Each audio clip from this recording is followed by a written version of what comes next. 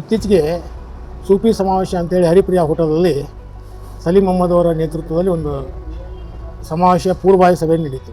ಒಂದು ಮನವಿ, ಯಾರು ಈ ಸೂಫಿ ಸಂತರ ಹೆಸರಿನಲ್ಲಿ ಸಭೆಗಳನ್ನು ನಡೆಸಲಿಕ್ಕೆ ಹೋಗ್ತಾ ಇದ್ದೀರಿ, ಇವತ್ತು ಸಮಾಜವನ್ನು ಒಡೆದಾಳುವಂಥ ನೀತಿಗೆ ನೀವು ಹೊರಡ್ತಾ ಇದ್ದೀರಿ ಅನ್ನುವಂಥ ಒಂದು ಆರೋಪ ನಮ್ಮದು. जनाब तनवीर हाशमी साहब को भी साथ में लेकर और दीगर रियासत में जो भी सूफ़ी हैं तमाम को लेकर अगर ये इजलास करेंगे तो हम समझते हैं कि बहुत कामयाब होगा.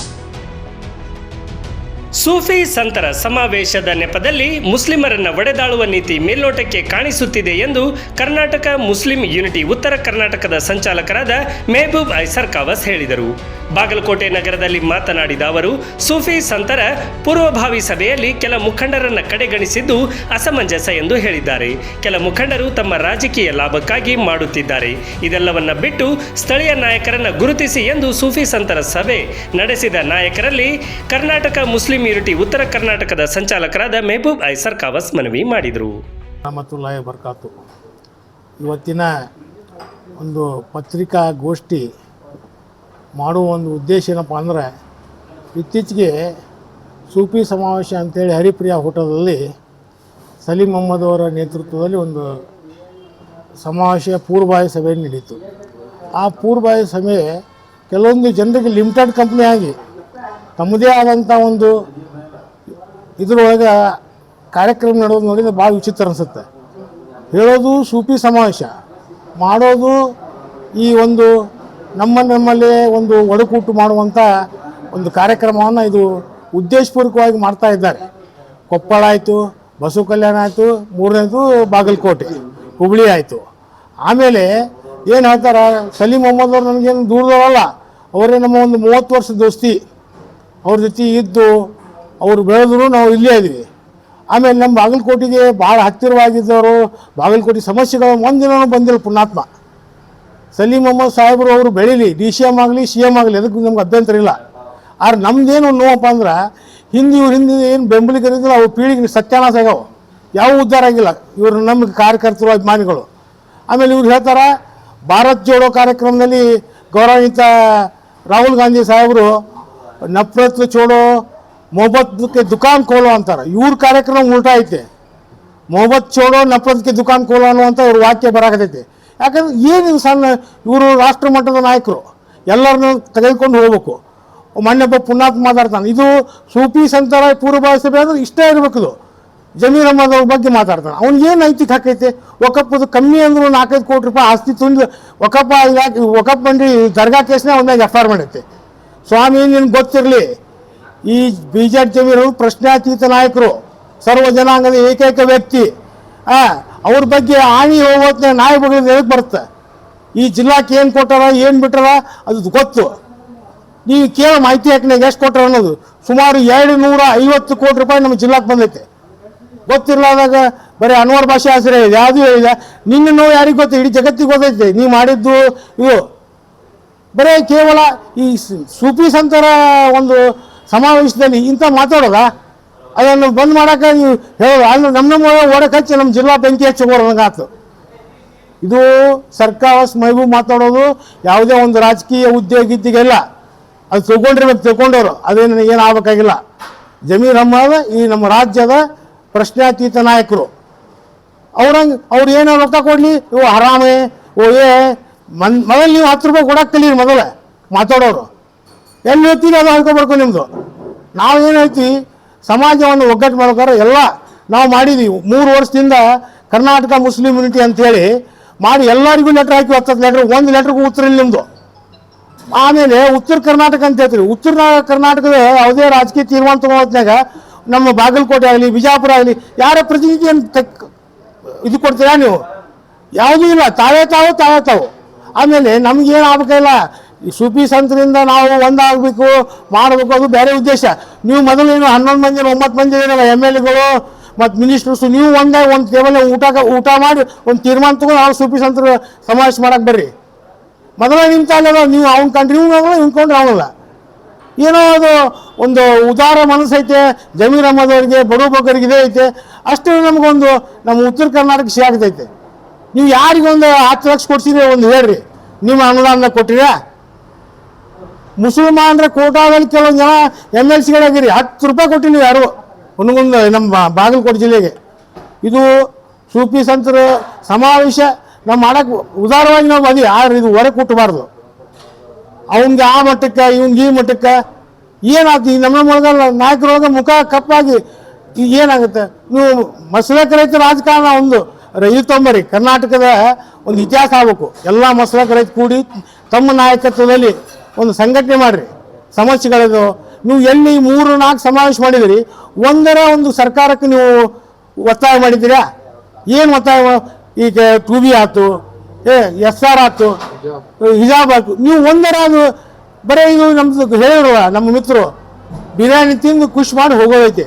ಇದು ಖುಷಿ ಮಾಡೋ ಕಾಲ ಅಲ್ಲ. ಬರುವಂಥ ಕಾಲಗಳು ಭಾಳ ವಿಚಿತ್ರವಾಗಿ ಬರುವಂಥ ಕಾಲಗಳು ವಿಚಿತ್ರದವು. ನೀವು ಮೊದಲು ನೀವು ಒಂದಾದ್ರಿ ವಿಧಾನಸಭಾದಾಗ, ಆಮೇಲೆ ನಮ್ದು ಒಂದ ಮಾಡ್ರಂತ. ನಾಯಕತ್ವ ಏನು ಬಯಸಿರಿ ನೀವು? 30 ವರ್ಷ ನಿಮ್ಗೆ ಹತ್ತೀವಿ ನಾವು. ಸಲೀಂ ಅಹಮದ್ ಸಾಹೇಬ್ರೆ, ನಿಮ್ಗೆ ಗೌರವದಿಂದ ನಾವು ಎಷ್ಟು ಕಂಡೀವಿ. ಒಂದಿನ ನೀವು ಒಂದು ಫೋನ್ ಎತ್ತೋದಿಲ್ಲ, ಸುಮ್ಮನೆ ಮಾತಾಡೋಕ್ಕಿದಾಗತ್ತೆ. ದಯವಿಟ್ಟು ನೀವು ಒಂದಾಗ್ರಿ, ಮೊದಲು ನೀವು ಒಂದಾಗಿ ಸಮಾವೇಶ ಮಾಡಿರಿ. ಯಾಕಂದ್ರೆ ಬಾಗಲಕೋಟೆ ಇಲ್ಲಿ ಒಂದು ಸಮಸ್ಯೆ ಭಾಳ ಅದಾವೆ. ಇದು ಮುಳುಗಡೆ ಪ್ರದೇಶ, ಇಲ್ಲಿ ಜ್ವಲಂತ ಸಮಸ್ಯೆ ಅದಾವೆ. ಒಂದು ಸಮಸ್ಯೆಗೂ ಯಾರು ಸ್ಪಂದಿಸೋದಿಲ್ಲ. ಹೀಗಾಗಿ ಬರುವಂಥ ಮೇನ್ ಸ್ಥಳೀಯ ಸಮಸ್ಯೆಗಳು ಏನದಾವೆ ಅವುಗಳನ್ನು ನೀವು ಪರಿಹರಣೆ ಮಾಡಿರಿ. ಅದು ಬಿಟ್ಟು ನಾವು ನಮ್ಮೊಳಗೆ ಜಗಳ ಆಡೋದು ಬೇಡ. ದಯವಿಟ್ಟು ನಾವು ಈಗ ಹೈದರ್ ಭಾಷಾ ಅಂತೇಳಿ ಅವರು ತೆಲಂಗಾಣದವರು ಅದಾರ, ಮಹಾರಾಷ್ಟ್ರದವರು, ಅವರ ನೇತೃತ್ವದಲ್ಲಿ ನಡೀತಿದೆ ಅಂತ ಹೇಳ್ತಾರೆ. ಮತ್ತು ನಮ್ಮ ಕಡೆ ಸ್ವಾಮಿ, ನಮ್ಮ ಕಡೆ ಗುರುಗಳಿಲ್ಲ, ತನ್ನ ತೀರಾ ಸಾಹೇಬ್ರು ಅದಾರ, ಎಲ್ಲರೂ ಅದಾರ. ಅವ್ರು ತಗೋರಿ, ವಿಶ್ವಾಸಕ್ಕೆ ತಗೋರಿ. ರಾಜಕಾರಣ ಮಾಡೋದು ಬೇರೆ, ಮನಸ್ಸು ಒಂದಾಗು. ಮೊದಲೇ ಕೈ ಕುಡಿಸೋಲ್ಲ, ದಿಲ್ ಮೀಳ್ಬೇಕು ಮೊದಲ. ಅದು ಅದಕ್ಕೊಂದು ಸಂಘಟನೆ ಅಂತಾರ ಸಮಾವೇಶ. ಇನ್ನು ಕರ್ನಾಟಕ ಮುಸ್ಲಿಂ ಯೂನಿಟಿ ರಾಜ್ಯಾಧ್ಯಕ್ಷರಾದ ಅಬ್ದುಲ್ ಜಬ್ಬಾರ್ ಕಲಬುರ್ಗಿ ಮಾತನಾಡಿ, ಸೂಫಿ ಸಭೆಯಿಂದ ಎಲ್ಲರೂ ಒಂದಾಗೋಣ, ಅದರ ಬದಲಾಗಿ ಮತ್ತೆ ಒಡಕನ್ನ ಮೂಡಿಸುವುದು ಬೇಡ. ಕಾಲ ಮಿಂಚಿಲ್ಲ. ಮುಂದಿನ ದಿನಗಳಲ್ಲಿ ಎಲ್ಲರನ್ನ ಒಂದುಗೂಡಿಸಿ ಒಮ್ಮತದಿಂದ ಕಾರ್ಯಕ್ರಮ ಮಾಡುವ ಅಗತ್ಯವಿದೆ ಎಂದು ಕರ್ನಾಟಕ ಮುಸ್ಲಿಂ ಯೂನಿಟಿ ರಾಜ್ಯಾಧ್ಯಕ್ಷರಾದ ಅಬ್ದುಲ್ ಜಬ್ಬಾರ್ ಕಲಬುರ್ಗಿ ಕಿವಿ ಮಾತು ಹೇಳಿದರು. ಅಸ್ಸಲಾಮು ಅಲೈಕುಂ ರಹಮತುಲ್ಲಾಹಿ ವಬರ್ಕಾತು. ಸನ್ಮಾನ್ಯರೇ, ಇವತ್ತಿನ ಈ ಪತ್ರಿಕಾಗೋಷ್ಠಿಯ ಉದ್ದೇಶ,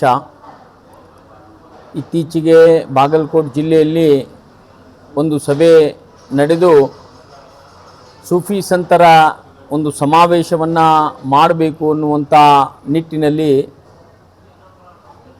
ಒಂದು ಕಾರ್ಯಕ್ರಮ, ಪೂರ್ವಭಾವಿ ಕಾರ್ಯಕ್ರಮ ನಡೆದಿದೆ.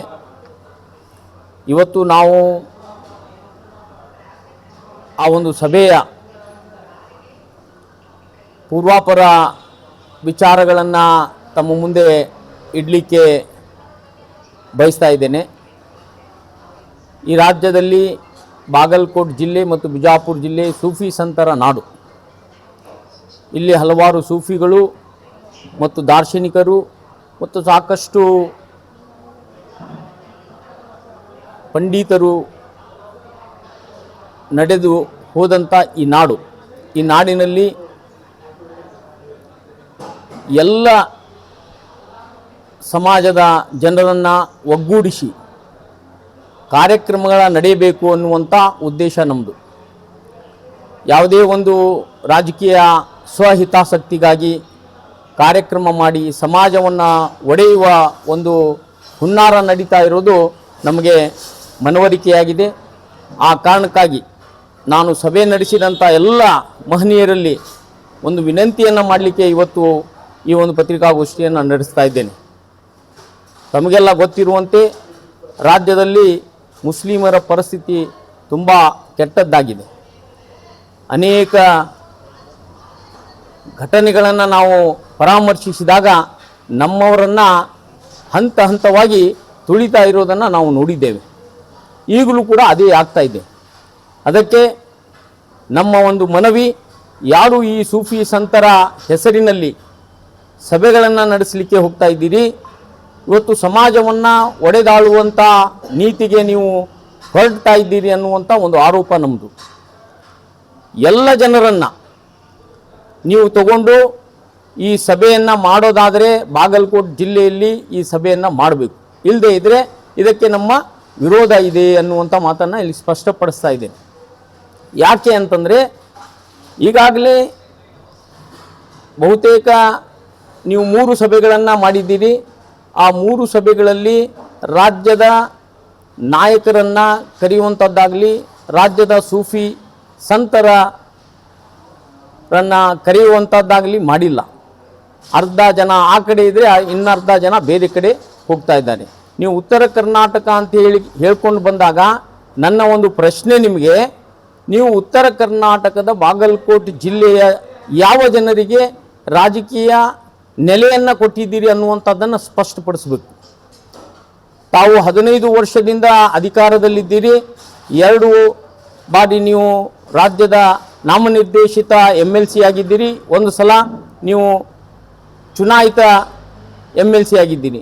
2 ಸಲ ನೀವು MLC ಆದಾಗ ಈ ನಾಡಿಗೆ ಅಂದರೆ ಬಾಗಲಕೋಟೆ ಜಿಲ್ಲೆಗೆ ನಿಮ್ಮ ಕೊಡುಗೆ ಏನು? ನೀವು ನಿಮ್ಮ ಅನುದಾನದಲ್ಲಿ ಈ ಜಿಲ್ಲೆಗೆ ಎಷ್ಟು ಅನುದಾನವನ್ನು ಕೊಟ್ಟಿದ್ದೀರಿ?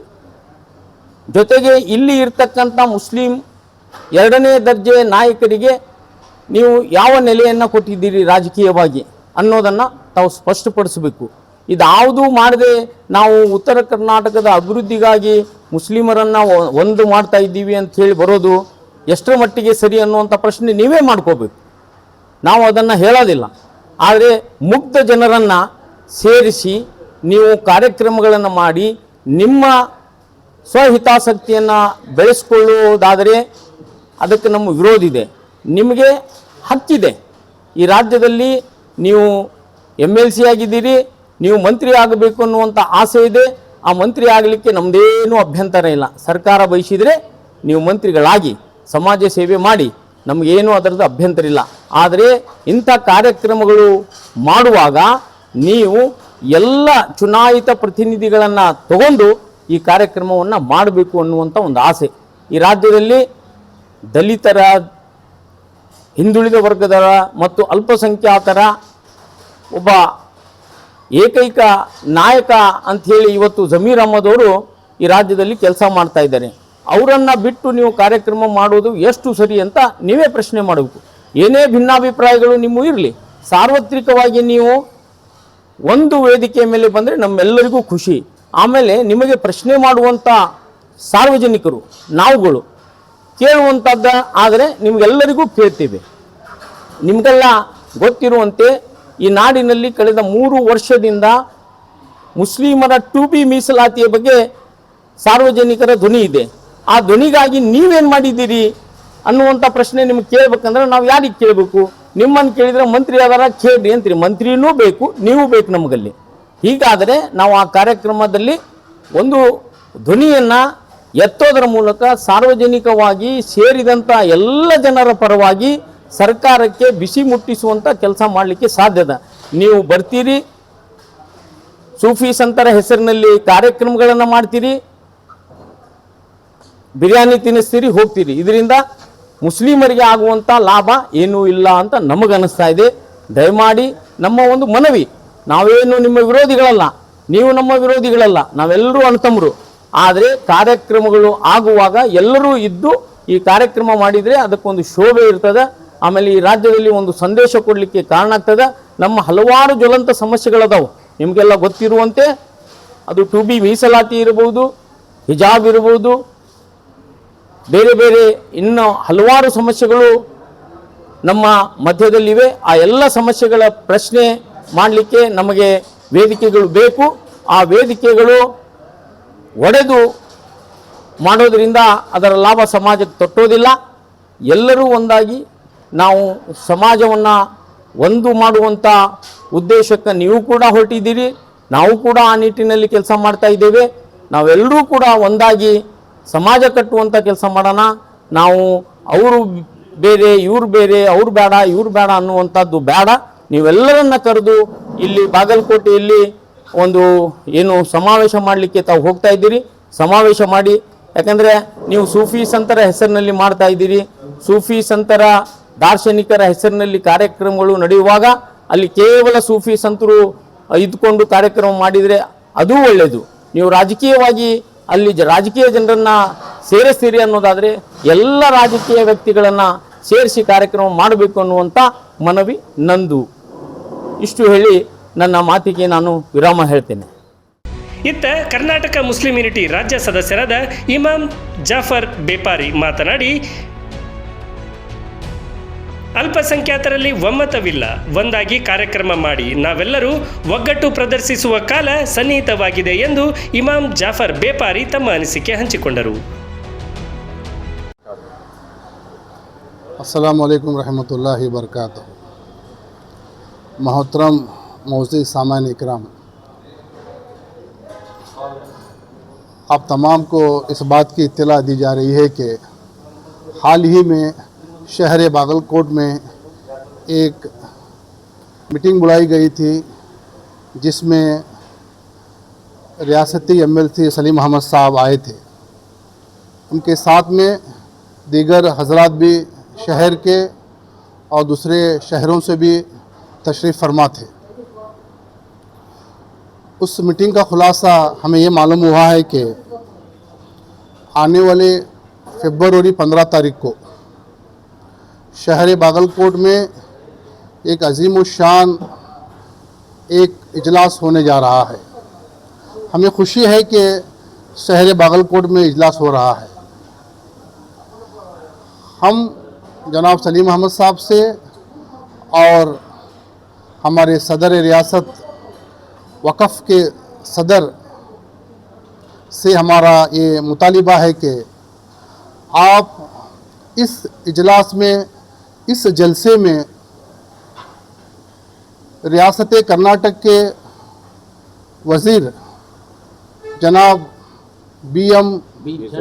BZ ज़मीर अहमद साहब को और जनाब रहीम खान साहब को, उसके साथ साथ जितने भी हमारे कौम के MLAs हैं, MP हैं और राज्यसभा मेंबर हैं और MLC हैं, आपसे मुतालिबा है कि आप उन तमाम को उस फंक्शन में, उस इजलास में शामिल करें, क्योंकि ये जो इजलास होने जा रहा है इससे हम पूरी रियासत के अंदर पूरी कौम को एक आवाज़ में एक इत्तेहाद का पैगाम पहुंचा सकते हैं। आपसे हमारा मुतालिबा है कि आप इस बेहतरीन इजलास को हमारे शहर के जो हमारे ज़िले के जो ज़िम्मेदार हैं, जो सूफ़ी हैं, उनको तमाम को लेकर और दूसरे हमारे करीबी ज़िले में जो हमारे सूफ़ी घराने से ताल्लुक़ रखने वाले जनाब तनवीर हाशमी साहब को भी साथ में लेकर और दीगर रियासत में जो भी सूफ़ी हैं तमाम को लेकर अगर ये इजलास करेंगे तो हम समझते हैं कि बहुत कामयाब होगा और इससे जो मैसेज जाएगा पूरी रियासत में एक बेहतरीन मैसेज जाएगा। बस इसका इतना मुतालिबा है। हमें उम्मीद है कि आप हमारी बात पर गौर फिक्र करेंगे और तमाम को लेकर क्या है इस इजलास को करेंगे बोलकर। अस्सलाम वालेकुम।